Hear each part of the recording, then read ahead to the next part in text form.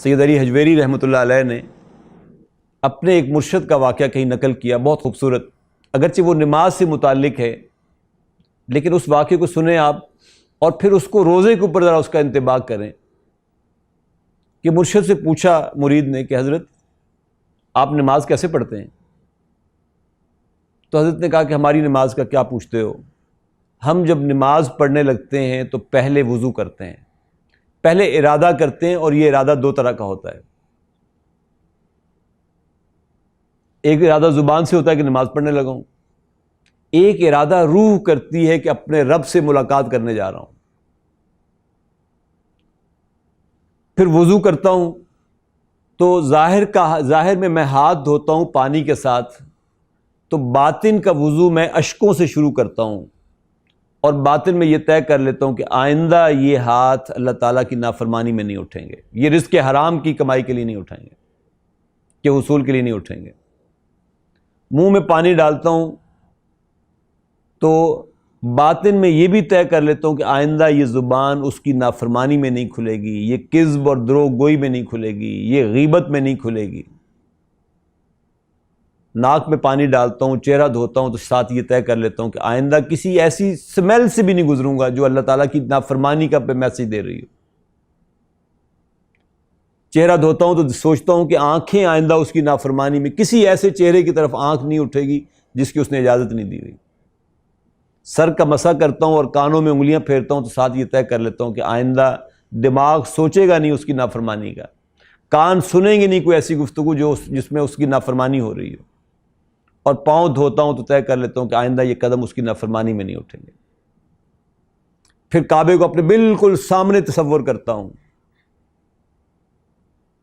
اور جنت کو اپنے دائیں ہاتھ پر، جہنم کو اپنے بائیں ہاتھ پر رکھتا ہوں، اور تصور کرتا ہوں کہ ملک الموت کا ہاتھ بس میری گردن پہ ہے، وہ کسی وقت مجھے دبوچ لے گا میری گردن کو۔ پھر بڑی متانت کے ساتھ قیام کرتا ہوں، انتہائی عاجزی کے ساتھ رکوع و سجود کرتا ہوں، بڑے وقار کے ساتھ تشہد پڑھتا ہوں اور سلام پھیر دیتا ہوں۔ یہ وہ شخص ہے جو اللہ تعالیٰ سے واقعی ملاقات کے لیے نکلا ہوا تھا۔ ایسے ہی رمضان ہے، آپ صبح سے لے کر شام تک،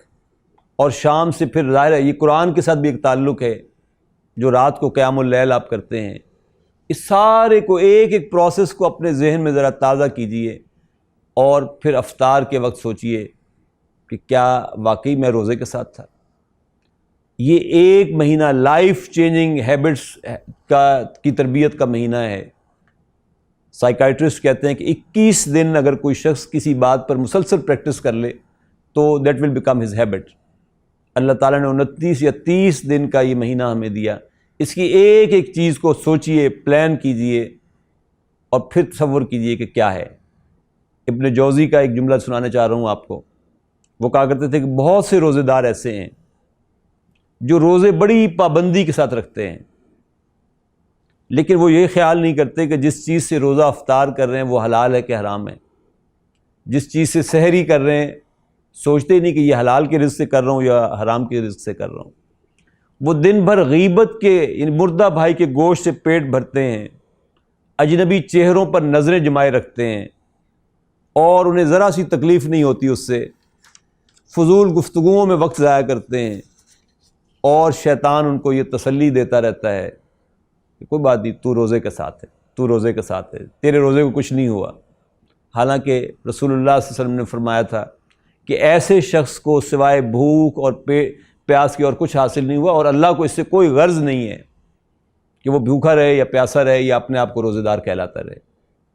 تو اللہ تعالیٰ سے دعا ہے کہ اللہ تعالیٰ ہمیں واقعتاً وہ روزہ رکھنے کی توفیق عطا فرمائے جس کا اجر اللہ تعالیٰ نے فرمایا کہ الصوم لی وانا اجزی بہ، کہ روزہ میرے لیے ہے اور میں ہی اس کا بدلہ دوں گا۔ اور کہیں یہ الفاظ بھی آتے ہیں کہ الصوم لی وانا اجزا بہ، روزہ میرے لیے ہے، میں ہی اس کا بدلہ بنوں گا۔ ایک بڑی خوبصورت ربائی کبھی میں نے پڑھی تھی، بڑی ہی مجھے پسند ہے، وہ بھی اس کے ساتھ کچھ ملتی جلتی ہے کہ اللہ تعالیٰ کی تلاش ہو، اگر کسی کو کوئی ملنا چاہے اللہ تعالیٰ سے، تو پہلے تڑپ کا ہونا ضروری ہے نا۔ تو غالباً یہ سلطان باہو کا شعر ہے، وہ کہتے ہیں، ربائی ہے کہ من طلبنی وجدنی، جو میری تلاش میں نکلتا ہے وہ مجھے ڈھونڈ لیتا ہے، پا لیتا ہے۔ ومن وجدنی عرفنی،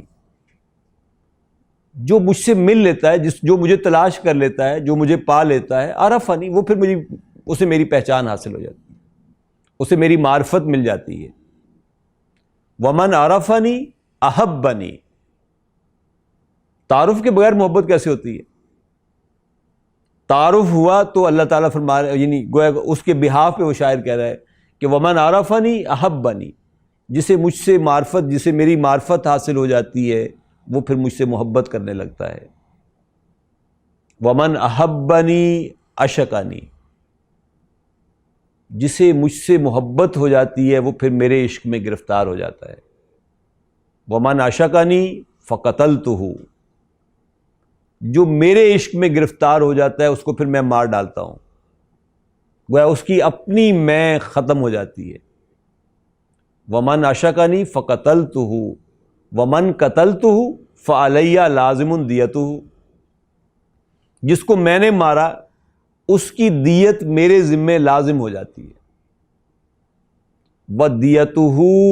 أَنَا، اور میں خود ہی اس کی دیت بن جاتا ہوں۔ تو الصوم لی، روزہ میرے لیے ہے، وَأَنَا أُجْزَى بِهِ، اور میں اس کا بدلہ بن جاتا ہوں۔